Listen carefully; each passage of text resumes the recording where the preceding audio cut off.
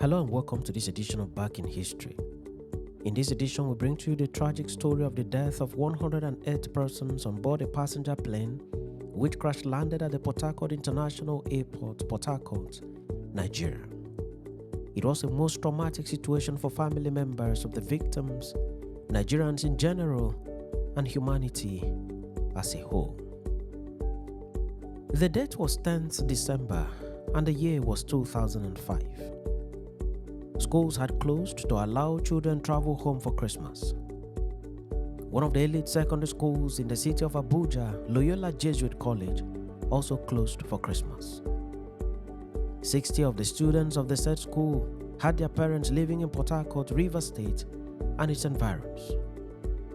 Arrangements were thus made by the parents and the authorities of the school to book flight tickets for all of them to travel smoothly home and avoid the usual hitches that road travelers usually encounter in the country. This was done, and the children were driven in coastal buses from their school in Abuja to the Nnamdi Azikiwe International Airport, Abuja, for onward takeoff to Port Harcourt. The air distance between Abuja and Port Harcourt is about 1 hour. It was thus a short flight. Aside the students, there were other passengers on board the flight, but the students were in the majority. There were also the crew members, persons whose responsibility it was to convey the passengers to their destination. Family members were waiting at the airport in Port Harcourt to receive the passengers. None of them knew what was awaiting the aircraft and the occupants. None of them knew that in less than an hour, the aircraft will land, but will not land safely. None of them knew that more than 99% of the occupants of the plane would die in the inferno that was to erupt from the crash. The name boldly inscribed on the body of the ill-fated aircraft was, quote, Rose of Enugu. Enugu is a state in the southeastern part of Nigeria, but the aircraft was not owned by the state. It was owned and operated by Sosoliso Airlines. The ill-fated crash is popularly referred to as the Sosoliso plane crash. The plane took off smoothly from Abuja and had no issues for the better part of the journey. It arrived in the skies of Port Harcourt safely, but trouble started during its descent. About 140 kilometers from the airport, the aircraft contacted the control tower in Port Harcourt for initial descent clearance and was cleared by the controller to descend to 4,900 meters, approximately 16,000 feet. The aircraft continued its descent until 1300 when the pilot asked the control tower for the weather condition at the airport and whether it was suitable for further descent and landing. The control tower told the pilot that there was no precipitation in the area. The crew acknowledged the report and continued their descent. At 11 kilometers, about 6 minutes from the airport, at about 13:04 p.m., the aircraft had been established on the glide slope, which is the final path of an aircraft before landing. As soon as it entered the glide slope, that is the final landing descent, the aircraft met an adverse weather condition with headwind and tailwind. In aviation lexicon, headwind is a dangerous wind which blows against the direction of the aircraft, while tailwind is the wind that blows in the travel flying objects. All was not well with the aircraft. There was danger and something needed to be done as quickly as possible. This was already a dangerous point and something urgent needed to be done. The pilot then requested clearance to land at runway 21. The controller then cleared the aircraft to land at runway 21 as was requested, but warned the pilot that runway 21 could be slightly wet. The flight crew then acknowledged this message and embarked on the final descent to land on runway 21 as its only option at the time. At this time, it was raining heavily, in the airport. As the rain intensified, the visibility became worse. Moreover, there was no light at runway number 21.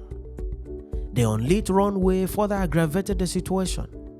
In essence, the pilot was faced between two evils: the evil of a heavy rainfall which affected his visibility, and the evil of landing on a runway that was not only wet but had no light to show him where exactly to land. Unable to make out the unlit runway through the rain, the captain, by name Benjamin Adekunle Adebayo, called for what is called a go-around at an altitude of about 200 feet or approximately 120 feet above the ground. A go-around simply means the decision by a pilot to discontinue an approach, such as the decision not to land anymore owing to a sudden occurrence. In aviation science, this call was way too late at the time it was made by the pilot. The belly of the plane was already facing the ground. The decision to go around was not possible at such low altitude. This was a dangerous and serious issue, and the pilot was certainly in a dilemma. At this time, visibility was still a major problem. The rain was still heavy. In just a matter of minutes, the plane slammed onto the grass tree beside the runway. The plane then lost control and moved a bit forward, and in the process, it struck a concrete drainage culvert located not far away from the runway. The collision with the concrete drainage disintegrated the aircraft.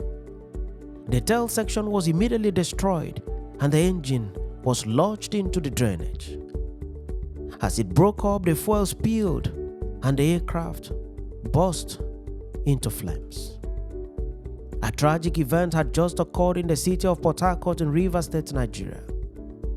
All passengers on board the plane, including the crew members, lost their lives except a few survivors, some of whom later died on arrival at the hospital. A dark cloud had encircled Port Harcourt. There were 103 passengers on board the plane and 7 crew members. Out of the 103 passengers, about 60 were secondary school students aged between 12 and 16. They were students of Loyola Jesuit College, Abuja. Out of the 60 students, 59 were killed in the crash. Only one student by name Kechi Okuchi survived the mishap, but with various degrees of injuries. Others on board the plane were businessmen and women, captains of industries, technocrats, and ordinary citizens who were on the journey to Port Harcourt from Abuja. Also on board the flight were 2 volunteers of the Médecins Sans Frontières, Doctors Without Borders, one of whom was an American citizen, while the other was a French citizen.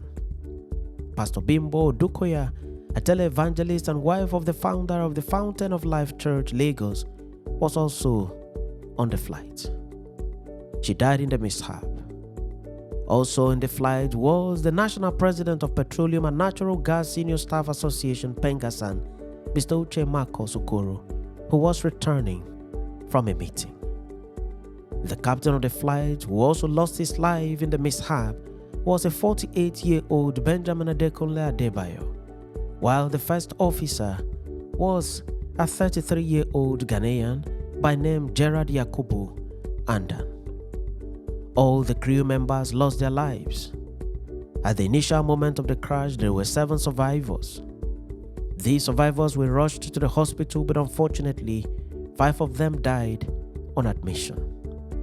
Only 2 passengers survived the crash: Kechi Okuchi, a student of Loyola Jesuit College, and another person, Bumi Amusa. The 2 survivors sustained various degrees of burns and had to be flown abroad for treatment.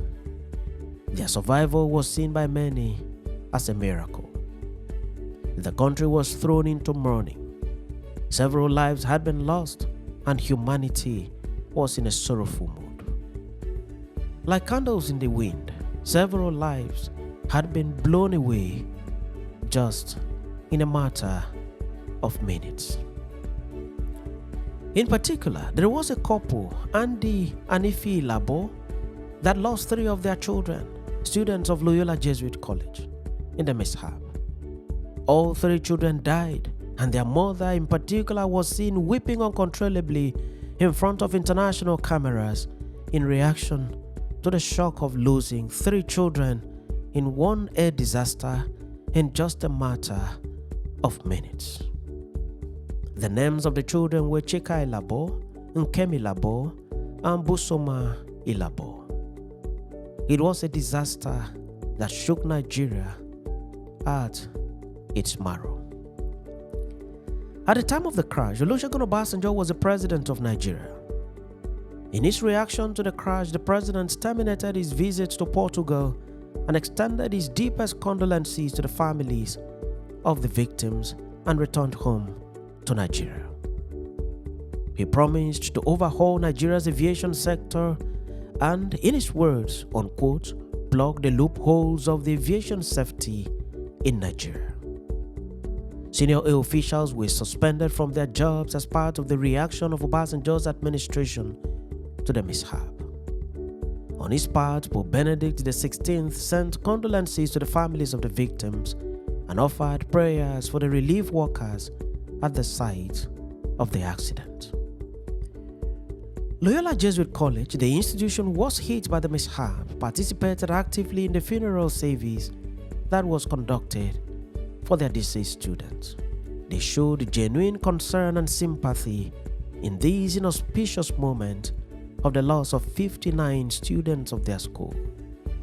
Back in Abuja, a memorial hall was dedicated to the children at the Loyola Jesuit College.